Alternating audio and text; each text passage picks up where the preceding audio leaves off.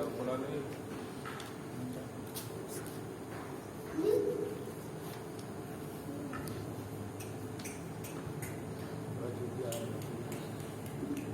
Ini meja.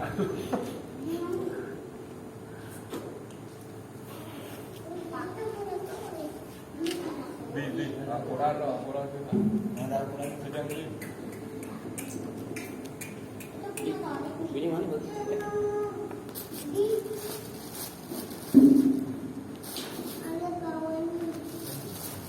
Bismillahirrahmanirrahim. Assalamualaikum warahmatullahi wabarakatuh. Salam.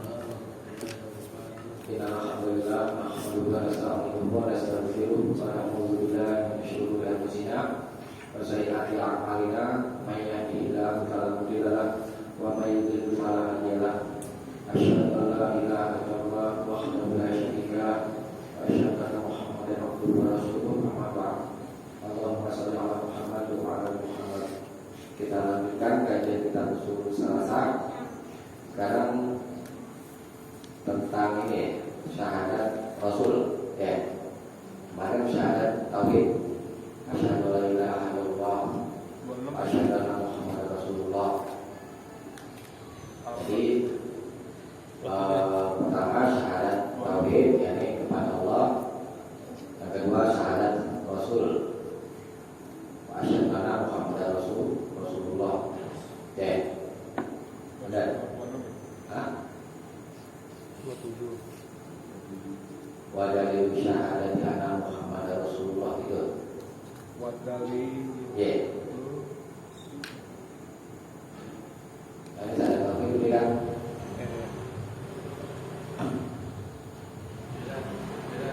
Benar kan?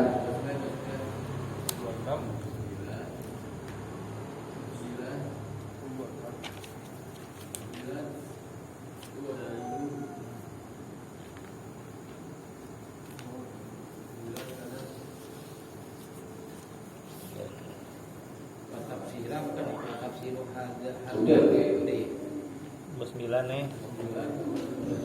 Syahadat apa Rasul bos? Iya. Dari wa dalilu syahadati anna Muhammadan Rasulullah, dan dalil syahadat bahwa Muhammad adalah utusan Allah. Qauluhu ta'ala, a'udzubillahi minasyaitonir rajim.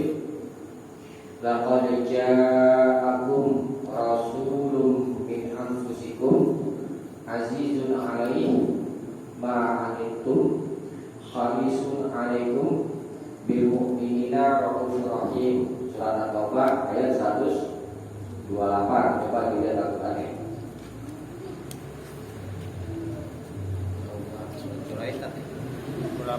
Surah 128. Tahu surat tulis? 128.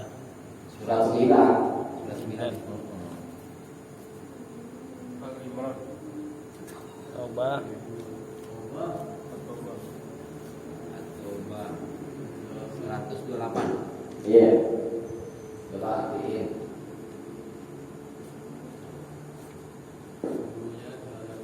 Adi kemuat.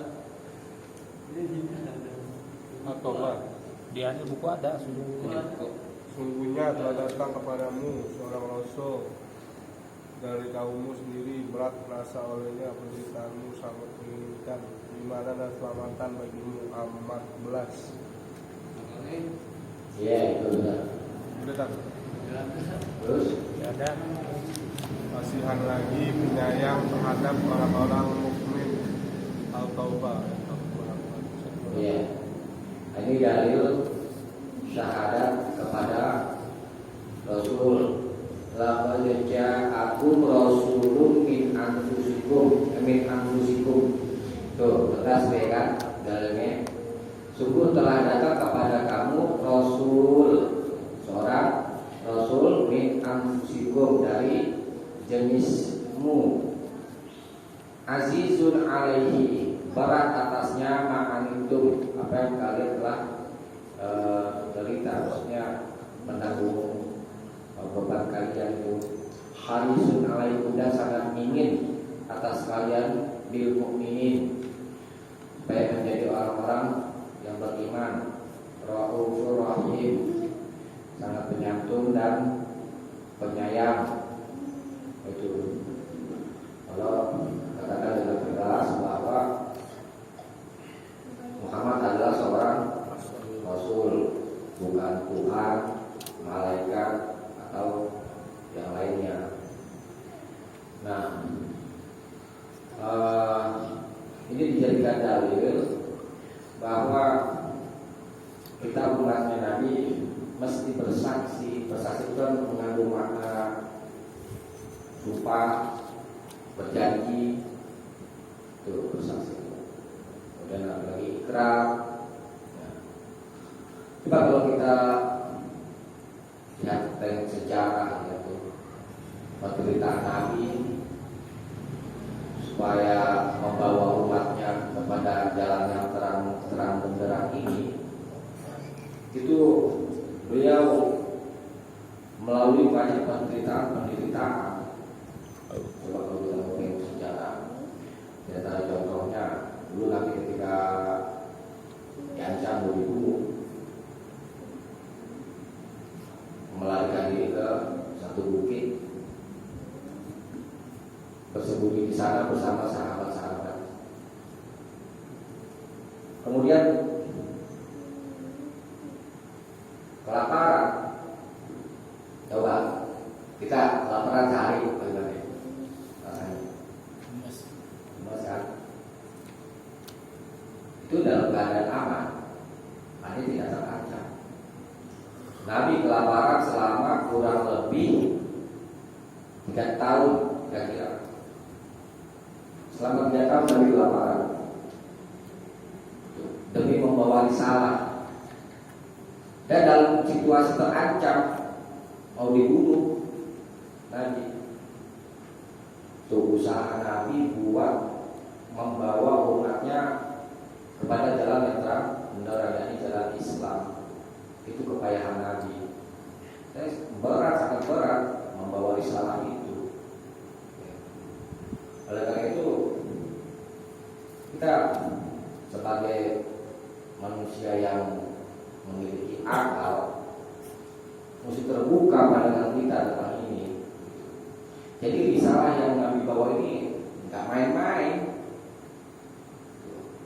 sehingga kita tidak memandang remeh urusan agama. Karena kita suka malas dalam hal beribadah, kita pandang remeh urusan agama ini. Itu kalau kita mau tengok sejarah perjuangan Nabi terhadap umatnya, demi siapa? Demi umatnya, supaya mereka itu selamat dari agama Allah. Tidak ada lagi. Dan Nabi sangat ingin umatnya itu seluruhnya itu beriman kepada Allah. Jadi ayat-ayat itu ada juga banyak perkataan itu. Jadi Nabi itu merasa bersedih kalau umatnya itu kufur kepada Allah. Tapi kata Allah, itu bukan urusan kamu. Urusan kamu adalah menyampaikan kepada umat.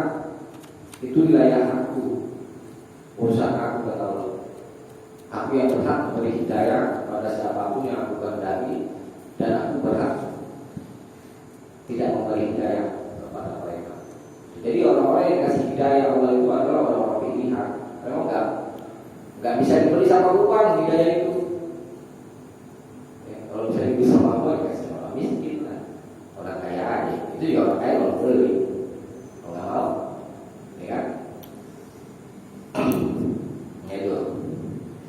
Jadi betapa beratnya Nabi itu membawa risalah Islam ini untuk mengeluarkan hamba-hamba Allah dari gelap gulita, dari kekufuran kepada iman. Nah, dari sekilas tentang kisah Nabi itu bisa kita jadikan pelajaran bahwa kita tidak memandang remeh urusan agama ini.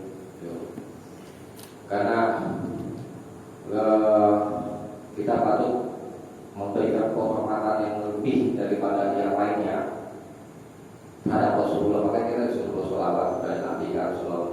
Kalau kita disebut nama Muhammad, itu ada kita sebagai umat Muslim itu bersolawat sallallahu alaihi wasallam, itu sebagai ucapan terima kasih kita kepada beliau karena sudah membawa kita kepada jalan yang terang benderang. Itu adab sebagai seorang Muslim, yaitu wajib. Nah, kemudian di ayat lain sama ada maksudnya, huwal ladzi ba'atsa fil ummiyina rasulan minhum, surat Al-Jumu'ah ayat 2. Huwal ladzi ba'atsa fil ummiyina, ialah Allah yang telah mengutus kepada kaum ummi, yaitu rasulan minhum, seorang rasul di antara mereka, yang seluruh alaihim ayatihi, yang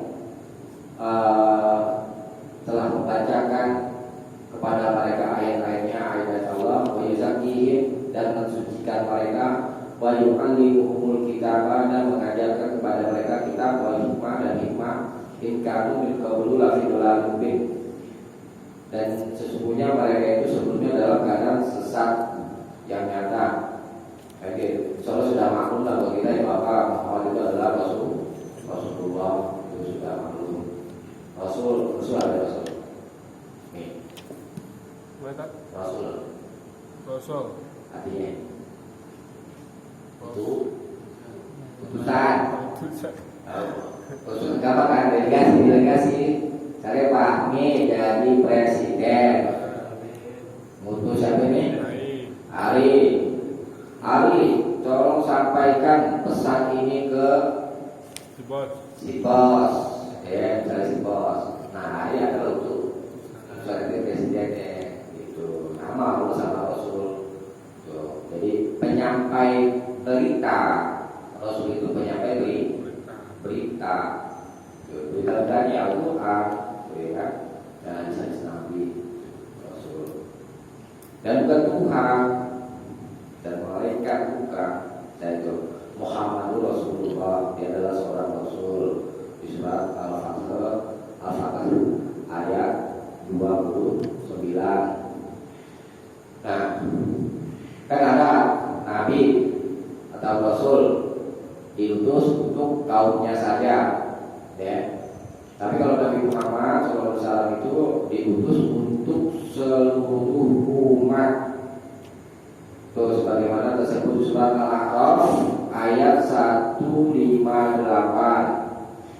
Qul ya ayyuhan nas, katakanlah wahai Muhammad, ya ayyuhan nas, wahai manusia, inni Rasulullahi ilaikum, sesungguhnya aku adalah Rasul Allah untuk kamu, jami'an, semuanya. Jadi manusia-manusia yang ada dari sejak Nabi diutus jadi Rasul sampai hari kiamat itu dinamakan umat Nabi, sekalipun Yahudi dan Nasrani secara umum gitu.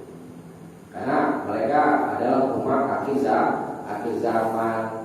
Nabi terakhir adalah Nabi Muhammad gitu. Jadi paham ya? Nah, bawahnya tuh, wa makna syahadati anna Muhammadan Rasulullah, dan makna syahadat bahwa Muhammad adalah Rasulullah. Nah, kita kan bersyahadat ya, asyhadu alla ilaha illallah wa asyhadu anna Muhammadar Rasulullah. Kita mesti mengerti makna syahadat kepada Allah yang sudah kita bahas ini ya.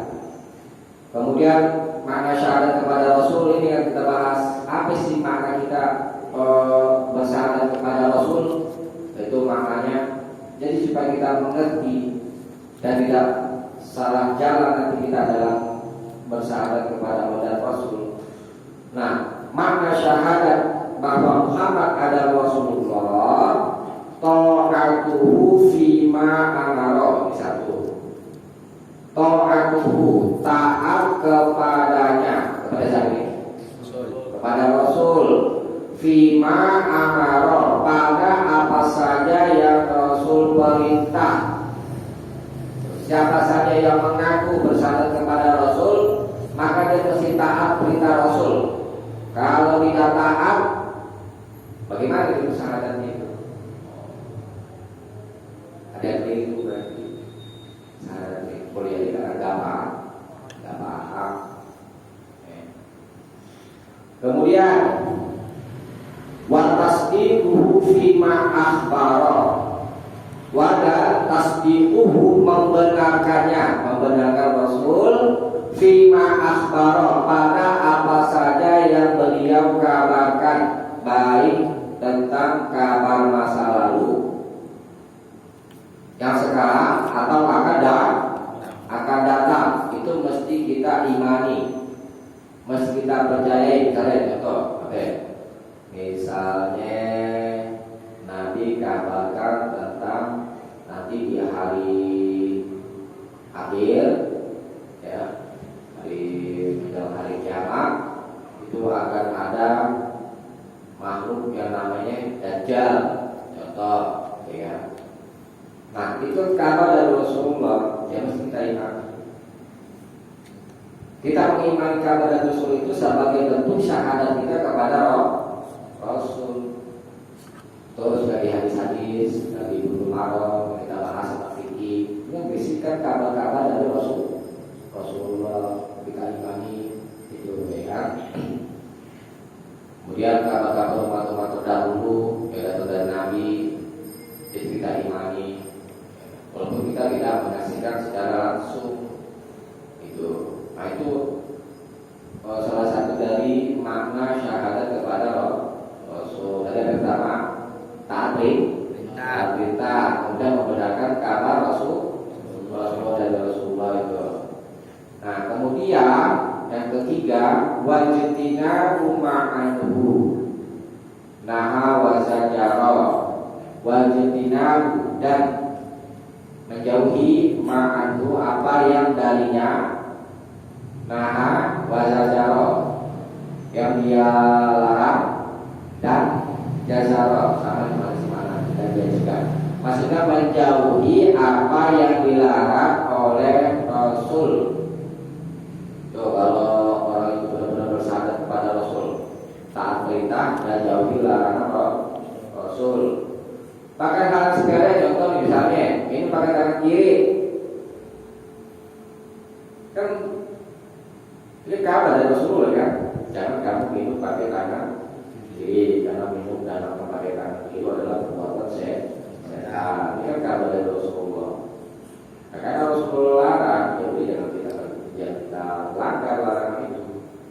Karena itu sebagai bentuk keimanan kita bersandar kepada Rasul. Ya, sunnah-sunnah yang lainnya itu, ya kan, bukan masalah perkara sunnah wajib atau yang lainnya.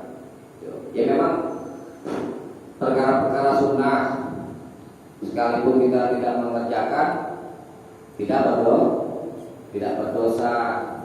Tapi kalau kita meremehkan sunnah-sunnah, ya, kata Nabi, la tahqirunna minal ma'rufi syai'an. Jangan kamu sekali-kali meremehkan sedikit pun dari kebaikan. Kalau sampai meremehkan, nanti kita bisa jatuh kepada perbuatan dosa. Itu jadi remehkan kebaikan. Kan ada juga di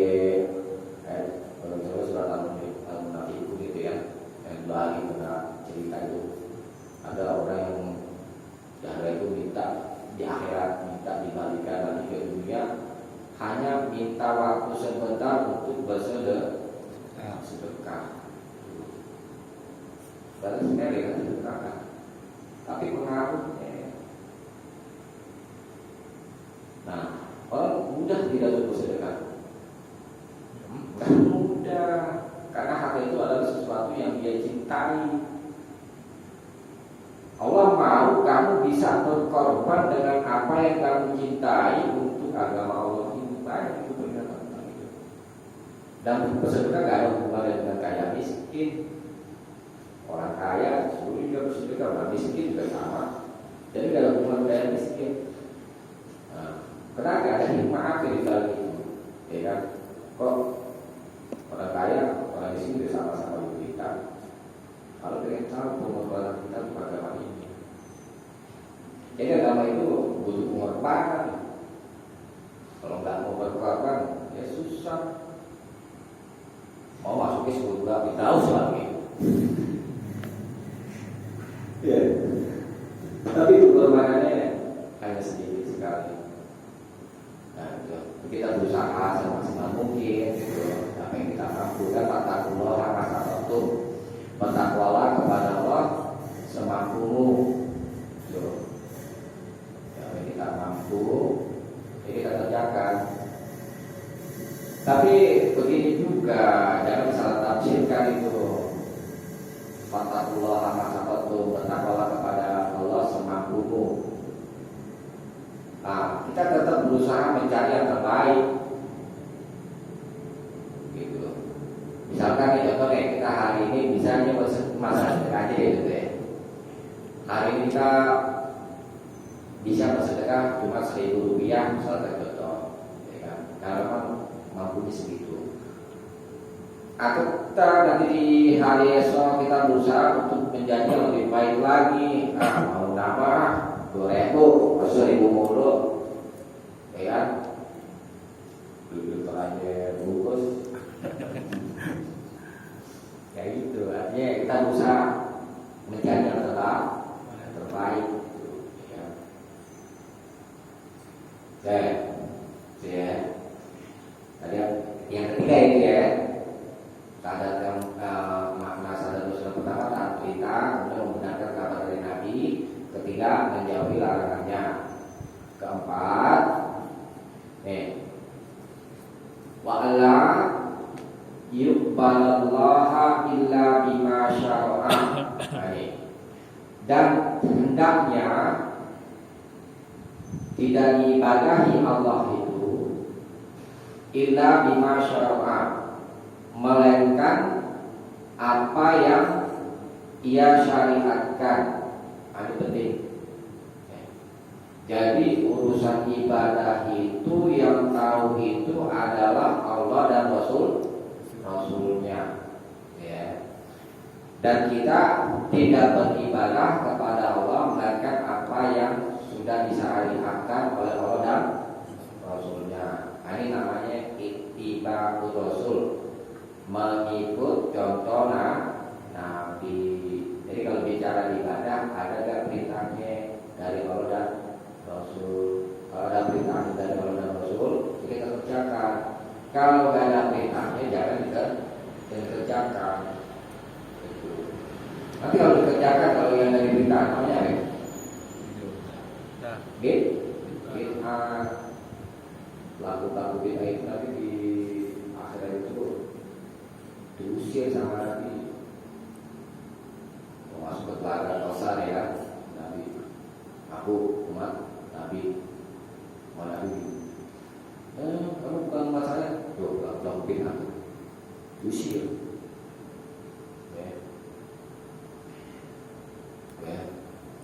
Jangan main-main dengan perkara bid'ah itu. Ya. Simpel aja kita. Mana? Ada gak perintahnya dari Allah dan Rasul? Kalau ada, ini kita kerjain. Kalau nggak ada, jangan. Ya, nggak usah ditambah-tambah agama ini. Agama ini sudah sempurna. Ya. Yang udah ada aja udah banyak yang belum dikerjain. Contoh misalnya masalah sholat wajib, itu udah kita kesampingkan. Itu adalah sesuatu yang wajib yang harus dikerjakan. Sholat sunat rawatib misalnya, rawatib kan harus cantik kan, dikerjakan dengan teratur. Kita mesti berusaha untuk menyempurnakan, artinya bagaimana itu setiap hari itu kita harus berusaha untuk mengerjakan sholat sunat rawatib. Itu dia kan. Itu aja masih susah dikerjain. Seminggu aja deh rutin. Bolong-bolong. Tuh, aduh. Itu sunnah-sunnah yang lainnya. Terus apa lagi? Tentang masalah infak lagi. Setiap hari contoh sama Nabi itu ya kan, setiap hari itu ada apa namanya, kita diperintah itu berinfak karena ada malaikat yang mendoakan setiap harinya. Yang pertama, malaikat yang mendoakan bagi orang yang berinfak didoakan dengan keberuntungan. Kemudian bagi yang tidak berinfak, sama malaikat satunya lagi itu didoakan kerugian. Artinya memang kita setiap hari itu apa namanya, masalah infak ini harus dilatih setiap hari. Tangan di atas lebih baik daripada tangan bawah, dan yang lain-lainnya lebih banyak, ya kan?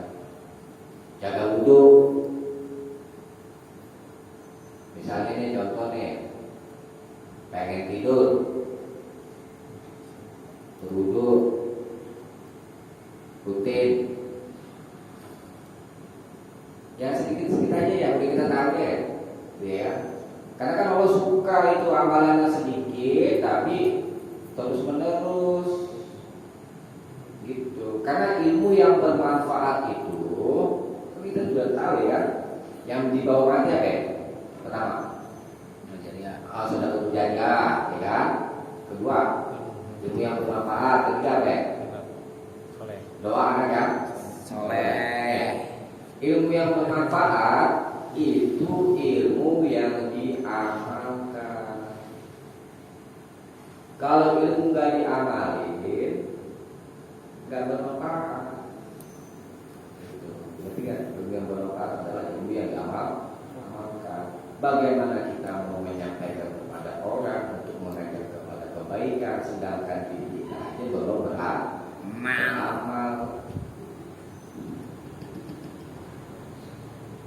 Malah nanti orang murka. Kamu sibuk menyampaikan kebaikan kepada orang, tapi kamu lupa dengan dirimu sendiri. Ini kan? Sebenarnya Yahudi itu kan yang paling itu antum tak guna kitab gitu ya. Mau habis salah apa kan apa kamu menyuruh kebaikan, pasti menyuruh orang berbuat baik, tetapi kamu lupakan, tetap kamu membaca, sedangkan kamu membaca kitab, artinya kamu tahu tentang kebaikan itu, tetapi kamu tidak kerjakan. Kemudian di surat apa itu yang kabul makna indah lagi, antara guru malah tak malu. Kalau sangat murka terhadap orang yang kamu berkata tapi tidak kamu amalkan. Itu. Jadi Tuhan usahaku itu maksudnya maknanya. Jagalah dirimu, ahlikum, naruh kan. Jagalah dirimu dan keluargamu dari neraka. Kamu punya ilmu, layani, pahami, amalkan. Terus kamu dulu sendiri, baru kamu bisa sampaikan. Hari lagi aja. Sholat, nyuruh kami sholat, ente bagaimana nilai?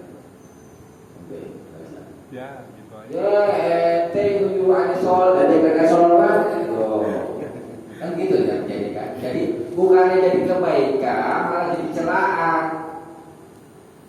Kalau nggak mau, jadi kenapa Allah tuh mau untuk diri kamu sendiri? Maksudnya begini, kamu juga harus jadi orang baik dan orang lain yang kamu seru itu juga menjadi baik. Ingin baik semua sebenarnya. Hah? Tulang. Enggak ada tulang itu identiknya ini apa namanya yang konotasi kalau tulang itu yang jelek tulang. Kalian kalau setuju itu kebaikan itu menular. Enggak, itu konotasi nggak bagus. Cuman kata menular itu untuk hal kan biasa digunakan untuk penyakit kan itu. Keburukan. Jadi bahasa itu juga bagus.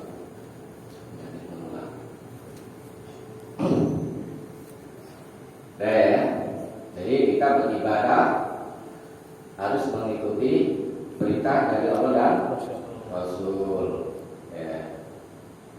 Nah kemudian itu makna kita bersyahadat kepada Rasulullah. Kita kita ingat kembali pertama taat perintahnya, kedua membenarkan kabar dari Rasul, ketiga menjauhi larangannya, keempat apa ini maksudnya beribadah sesuai dengan yang disyariatkan gitu ya. Itu makna syahadat kepada Rasul, ini diingat baik-baik ya kaidah ini.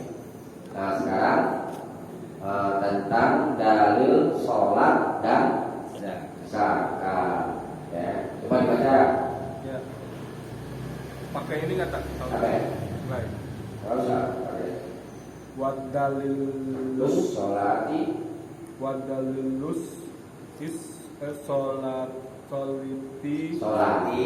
sholati wal wat zakah biwatafsi rut tauhidi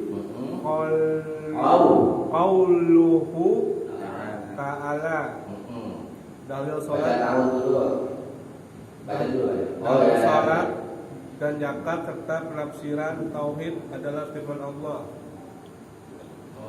Auzubillahi minasyaitonirrajim. Bismillahirrahmanirrahim. Wa ma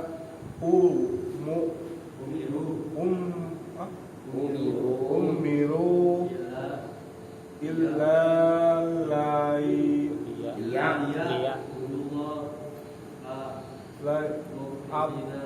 abudullahu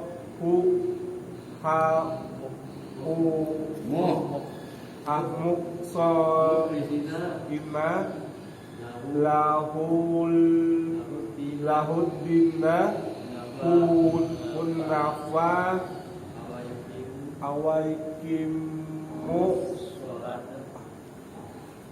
awaikimus as-sholata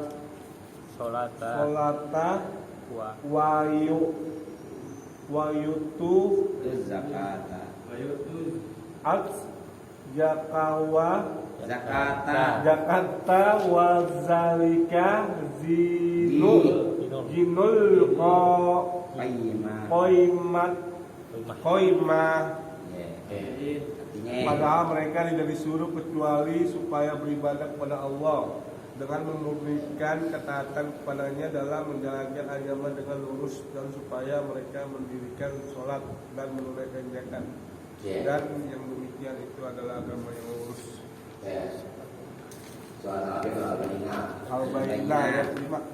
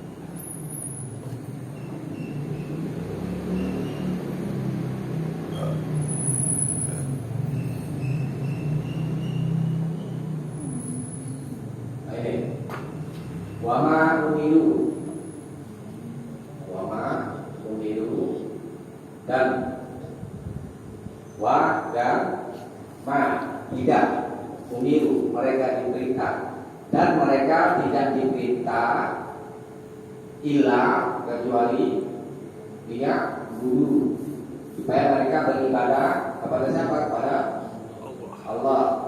Ya Allah mukhlisina, dengan ikhlas lahu kepadanya. Dengan ikhlas lahu din, miliknya lah hati. Hunafa'a, lurus, wa yuqimus shalah, dan mereka mendirikan sholat. Ini dari yang dibahas. Wa yu'tuz zakat, dan menunaikan zakat. Wa dzalika dinul qayyimah, itulah agama yang lurus. Kita ulangi. Dan di dalam mereka diminta, mereka sedang nih. Ini kalau di apa namanya tafsir, kitab-kitab tafsir ini, mereka di sini Yahudi dan Nasrani. Mereka di sini maksudnya. Tapi berlaku secara umum, ya semuanya. Semua hamba Allah itu tidak diperintah melainkan liya'budullaha, beribadah kepada Allah mukhlisina, dengan ikhlas. Ikhlas saja yang lalu yang sudah kita bahas bagaimana? Memurnikan tauhid dan tidak menyebutkan Allah. Lahuddin, miliknya lah agama, aturan. Ini itu apa ya? Aturan din, agama, aturan. Hunafa, dalam keadaan lurus, ikhlas, dan dalam keadaan lurus, agama yang lurus. Wa yuqimus shalah, dan mereka berikan sholat. Ini coba perhatikan sini. Beribadah kepada Allah ini sudah mencakup sholat dan zakat enggak? Yang di atasnya mencakup.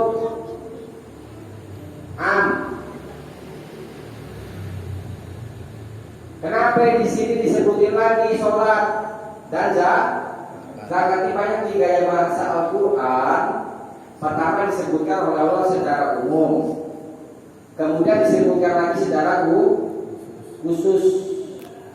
Ini memiliki makna tersendiri. Artinya kalau Allah sebutkan pertama secara umum, kemudian disebutkan lagi secara khusus, bahwa yang disebutkan secara khusus ini memiliki sesuatu yang sangat penting dalam urusan ibadah di sini.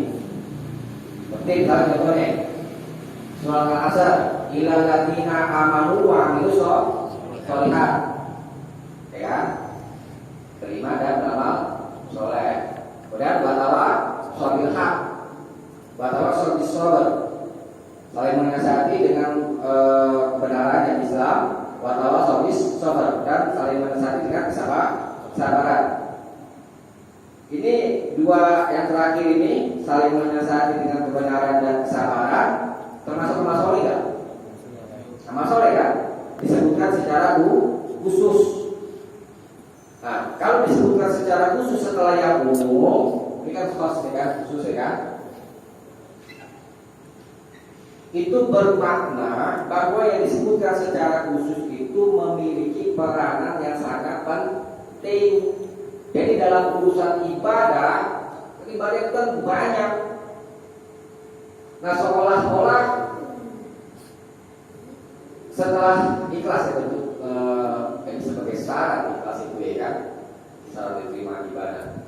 Nah, seolah-olah itu pokok ibadah itu ada pada sholat dan zakat.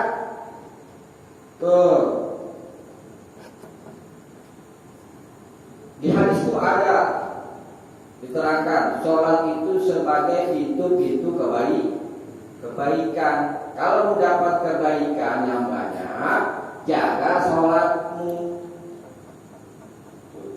Kalau sholat aja udah nggak dijaga, sholat kalau di hadis-hadis yang sudah kita kenal ya, sholat itu imaduddin, tiang agama kan? Maksudnya ada tiang ini, kalau nggak ada tiangnya roboh, agama ini juga roboh. Tuh, ya.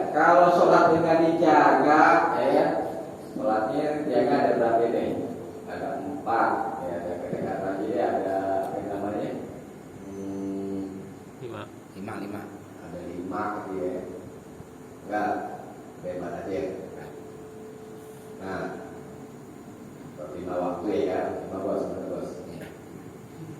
Subuh, zuhur, asar, maghrib, isya. Kuat nih kalau malimanya berdiri. Subuh juga enggak. Antuk, ya, gampang, ya, dan seterusnya.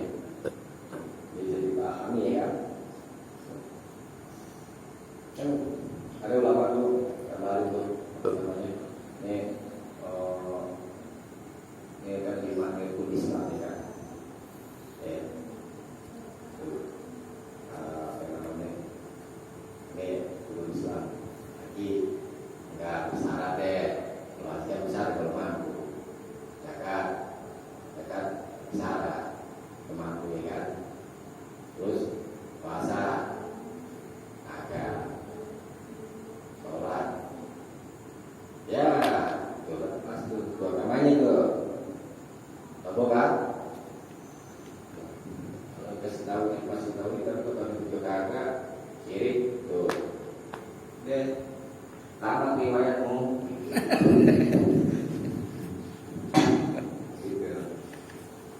ya kan. Jadi tidak bisa tidak kita orang muslim itu mesti jaga sholat paling tidak 5 waktu itu jangan ditinggalkan. Kemudian zakat ini kan ada zakat yang wajib, ada zakat yang sunnah. Nah, zakat yang wajib zakat apa? Zakat mal. Terus apa lagi? Zakat fitrah. Itu zakat wajib. Hikmah dari zakat apa sih? Berbagi terhadap sesama tuh hikmahnya.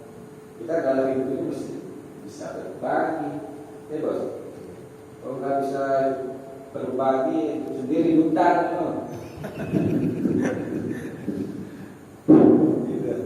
harus berbagi. Ada kalanya kita dibutuhkan orang, ada kalanya kita butuh orang.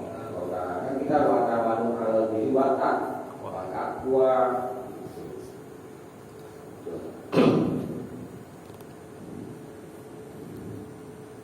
Berjamaah, ya kan? Berjamaah harus bisa berbagi. Dan akhir,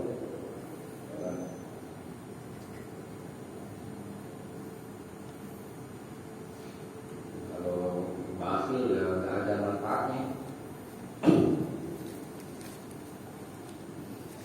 Nah itu ya, dalil tentang sholat. Kemudian nih, puasa sekarang ya. Puasa. Wadalil siang, ya. Coba bagian baca. Abdi. Wadalil siami qauluhu ta'ala. Dalil puasa adalah firman Allah. Ya ayyuhallazina amanu kutiba alaikumus siyamu kama kutiba ala ladzina min qablikum la'allakum tattaqun. Hai orang-orang yang beriman, diwajibkan atas kamu berpuasa sebagaimana diwajibkan atas orang-orang sebelum kamu agar kamu bertakwa. Al-Baqarah ayat 23. Iya.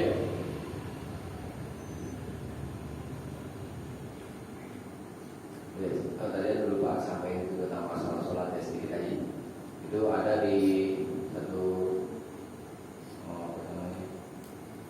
di buku ulama itu. Bahkan ada ulama itu yang mengatakan tentang masalah sholat ya. Kalau orang itu kata sholat itu dikatakan kufur, kafir. Bahkan tadi tak keluarkan mereka dari agama, kafir tapi tidak murtad gitu maksudnya. Itu ada ya. Dan sekarang kita bahas tentang puasa. Dari tentang puasa yaitu firman Allah Ta'ala yaitu alladzina amanu, wahai orang-orang yang beriman, kutiba alaikumusiyam, kutiba telah diwajibkan alaikum atas kamu asyam, puasa. Kama kutiba ala ladzina min qablikum la'alakum tattaqun, sebagaimana telah diwajibkan atas orang-orang yang sebelum kamu la'alakum tattaqun. Ini adalah tentang puasa. Mana lafaz yang menunjukkan perintah itu kutiba ala, itu maknanya diwajibkan. Puasa di sini maksudnya puasa Ramadan. Kok yang dipanggil orang-orang yang beriman ya? Nah ini kalau kita temukan di dalam ayat, ya ayyuhalladzina amanu, ya dalam segi bahasa gitu ya, yaitu kata panggil, yaitu kata panggil, ani wahai, itu digunakan untuk memanggil yang jauh, ya. Tapi kadang-kadang digunakan untuk yang dekat. Karena dekatnya yang memanggil dengan yang dipanggil, dan panggilan kasih sayang juga. Kayak misalnya ya bunaya, ada kan nih? Kayak anakku. Itu maknanya wahai anakku sayang, panggilan kasih sayang. Sama kayak gitu. Allah panggil orang-orang beriman karena Allah sayang kepada orang-orang yang beriman. Ini kalau dari mana bahasa. Dan Allah sangat dekat kepada orang-orang yang beriman. Wahai orang yang beriman, kutiba alaikumusiyam, telah diwajibkan atas kamu puasa. Ini perintah. Kalau kita ya sudah kita kerjakan. Karena kutiba ala ladzina min qablikum, sebagaimana telah diwajibkan atas orang-orang sebelum kamu. Jadi orang-orang terdahulu juga diperintah juga berpuasa. Puasanya itu apakah sama dengan kita? Kalau sifatnya sih sama. Kalau puasa itu dari terbit dari subuh sampai maghrib, itu sampai terbenam, sifatnya sama. Cuma tentang macam puasanya itu seperti apa wawalan. Karena dulu sebelum puasa Ramadan yang diwajibkan itu puasa Asyura, ya kan? Puasa Asyura. Kemudian hukum puasa Asyura dihapus dengan puasa Ramadan yang diwajibkan jadi puasa Ramadan. Kemudian siapa saja yang mau melaksanakan puasa Asyura silakan, itu jadi sunnah puasa Asyura gitu. Nah, kalau datang bulan Ramadan ya kita puasa, ya nggak puasa. Tadi puasa kan bulan Ramadan. Jangan nggak puasa ya. Amin. Puasa. Ya, soalnya keleset. Insya Allah full. Insya Allah belum tentu. Dan itu harus puasa, ya. Insya Allah belum tentu. Dan kemudian la'alakum tattaqun. Lain la'ala itu asal artinya itu adalah aroja, harapan. Kalau harapan itu kan bisa terjadi dan bisa tidak terjadi. Itu makna asli la'ala, pengharapan yang tidak mustahil terjadi. Tapi kalau di dalam Al-Quran, kalau Allah yang berfirman dengan menggunakan la'ala, itu maknanya pasti, tahqiq. Ya, kalau kamu puasa di bulan Ramadan, pasti kamu nanti jadi orang yang bertakwa, begitu maksudnya. Ya, tapi tetap syarat-syaratnya, rukun-rukunnya juga dijaga, ya. Belajar, ya, ilmu Islam supaya mengerti, ya.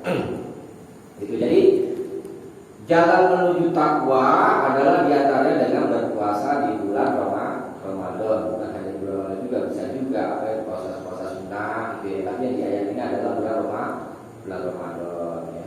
Jalan menuju takwa. Nah, kemudian dari haji itu bisa dipahami ya.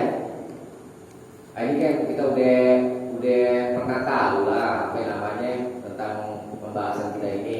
Cuma kita pengen tahu dalilnya, itu dalilnya yang mana tentang wajib puasa, ya kan? Karena kan kita beragama harus tahu dalil. Nanti tanya, nak nyuruh orang puasa dulu. Nanti tanya, mana dalil puasa? Bukan ada dalil kuliah, dalilnya yang mana? Nah, jadi itu.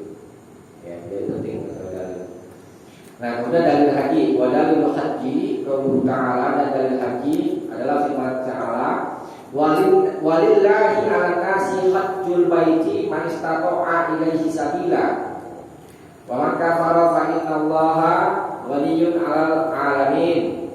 Saudara, Ali Imran ayat 97.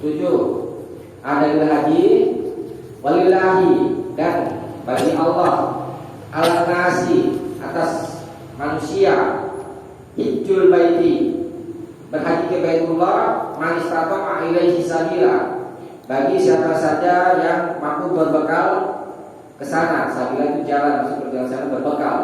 Wa man kafara, dan siapa saja yang mengingkari, fa innallaha ghaniyyun 'anil 'alamin, maka sesungguhnya Allah itu adalah maha kaya, 'anil 'alamin, dari seluruh alam. Nah, lafaz yang menunjukkan wajib zakat, wajib haji, itu lafaz ala itu. Lafaz ala, walillahi 'alan nas. Ini ala ini bermakna untuk memberatkan.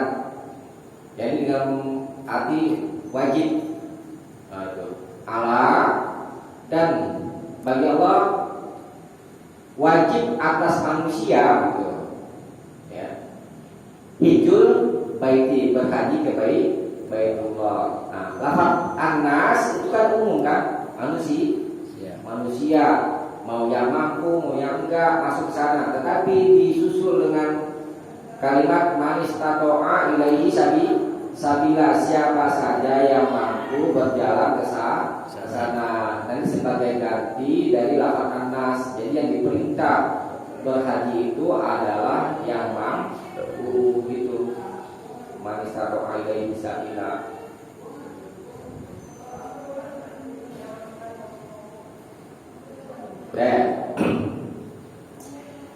Kemudian ini waman kafaro, ini sebagai ancaman bagi mereka yang mampu, yang tidak mau berhaji, disebut kafir. Waman kafaro, dan siapa saja yang ingkar, yang kufur, fa innallaha ghaniyyun hamid, fa innallaha ghaniyyun 'anil 'alamin, maka sesungguhnya Allah itu maha kaya dari seluruh alam, gak butuh. Allah itu gak butuh dengan ibadah kita. Mau manusia itu kafir semuanya tidak mengurangi kekayaan Allah. Mau manusia itu beriman semuanya tidak menambah kekayaan Allah. Yang butuh ibadah saja kita. Itu ada isyarat dari situ. Waman kafir, dan siapa yang kafir. Maksudnya yang tidak mau berhaji bagi mereka yang mampu itu kufur, termasuk bentuk pengingkaran kepada Allah. Sama sholat juga gitu, puasa juga gitu. Agak sholat, agak puasa disebut kufur. Tapi kufurnya tidak mengeluarkan dia dari agama. Kalau tidak mengeluarkan dari agama, kalau disebut kufur dan kufurnya masuk neraka, masuk surga. Neraka. Ya. Bapak nanti juga dimasukin lagi ke surga orang Israel. Nggak tahu ya. Neraka gambarannya kayak bagaimana? Minggu lalu itu dua batu kerikil itu ya. Iya. Dua batu kerikil. Kepalanya biji. Dua batu kerikil neraka dan ke sini diinjak pakai kaki, otaknya langsung mendidih.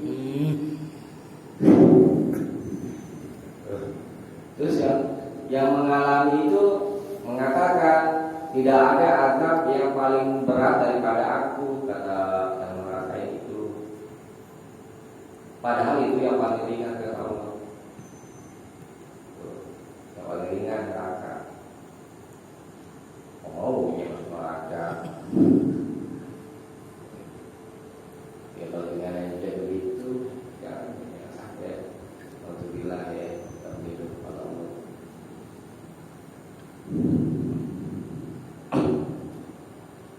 Itu bisa dipahami ya. Ini Udah gitu dulu.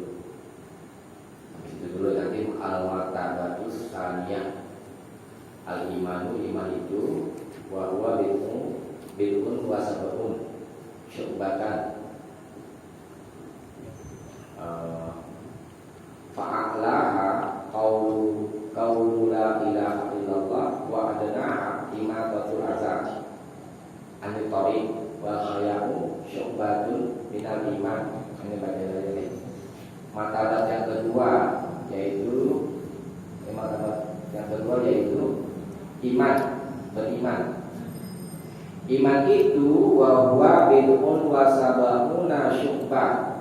Iman itu ada bid'un wa sab'un. Bid'un itu bilangan dari 3 sampai 9. Maksudnya wa sab'un 70. Iman itu ada 73 sampai 79 syu'bah cabang iman, cabang-cabang iman. Fa'alaha yang paling tingginya adalah qaulu la ilaha illallah. Yang paling tingginya adalah mengatakan kalimat la ilaha illallah. Wa adnaha dan yang paling rendahnya imatatul adza, menyingkirkan gangguan dari tariq, dari jalan. Wal haya'u dan malu itu syu'batu minal iman. Haya, malu itu adalah sebagian satu cabang dari iman. Nah, jadi di sini diterangkan iman itu ada berapa cabang? 73 sampai 79 cabang. Yang paling tinggi apa ya? La ilaha illallah, mengucapkan kalimat la ilaha illallah. Yang paling rendah menyingkirkan gangguan dari jalan. Dan malu itu termasuk cabang dari iman. Nah, selalu kelihatan itu seperti tidak ada arti apa-apa gitu ya. Kita mengucapkan la ilaha illallah. Beda dengan sahabat-sahabat Nabi. Kadang kita itu beda dengan sahabat-sahabat Nabi. Misalkan yang sudah kita kenal tuh sahabat Bilal bin Rabah mengucapkan kalimat la ilaha illallah. Apa konsekuensinya? Ditimpa batu di padang Sahara yang panas, dijemur. Habis dijemur timbain batu. Coba kita bayangkan posisi kita ada di seperti Bilal itu. Kemudian Ammar bin Yasir karena mengucapkan la ilaha illallah, ya, bersama ibu dan bapaknya itu disiksa di depan matanya itu. Udah ya, kan? Ketika ini belah, lari itu ya kan? Iya, udah terbelah. Terus melawannya itu ditombak. Tuh. Karena apa itu?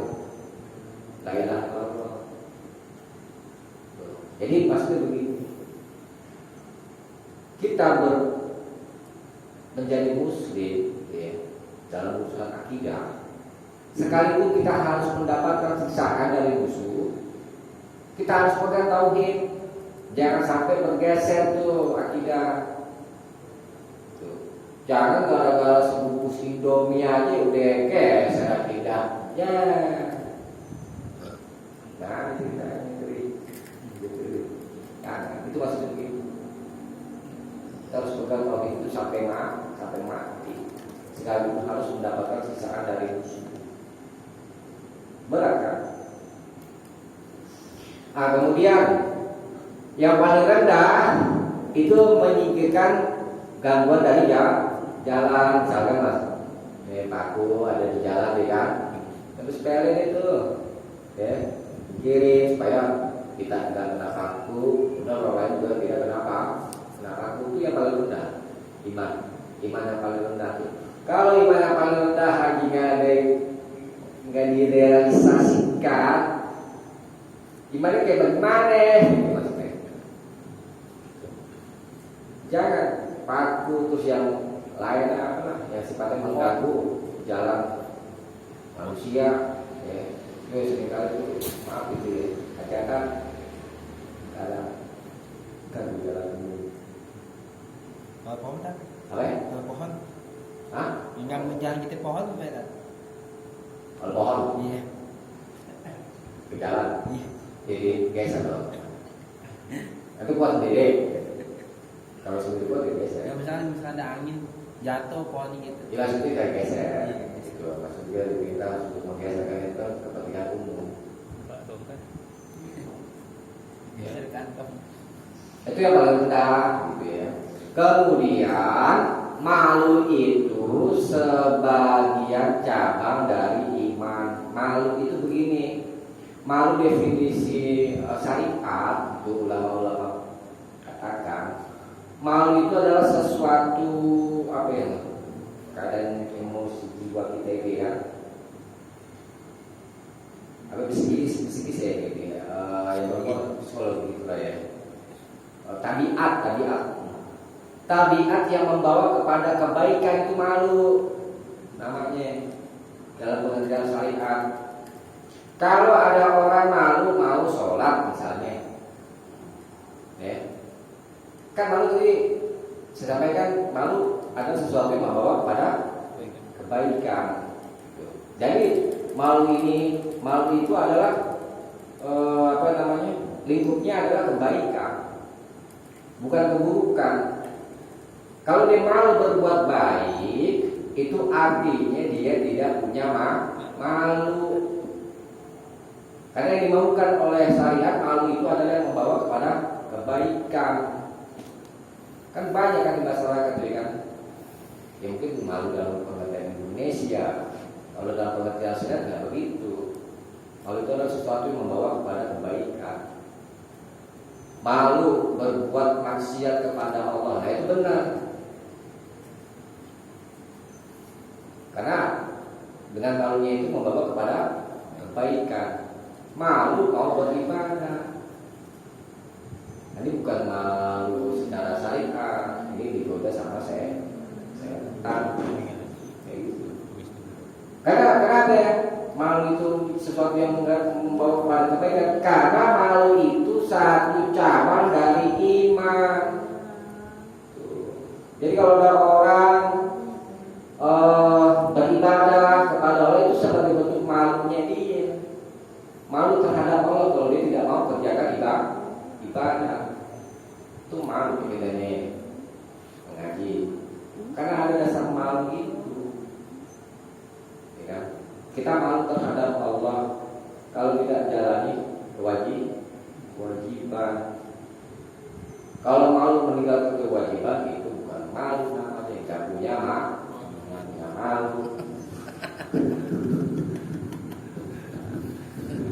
Yang malu meninggalkan kewajiban, meninggalkan dosa itu baru malu. Deh, ada pertanyaan di sini. Contohnya apa Pak? Kebersihan. Iya. Kebersihan. Itu kan walaupun itu hadis lemah tapi sesuai dengan pokok agama Pak. Itu. Kebersihan sebagai dari iman. Iya. Majelis surah. Nah ini boleh depan di sini. Tutup dulu. Jadi kita cukupkan dulu sampai sini. Mudah-mudahan ada manfaatnya. Mohon maaf. Subhanallah wa bihamdika asyhadu an la ilaha illa anta astaghfiruka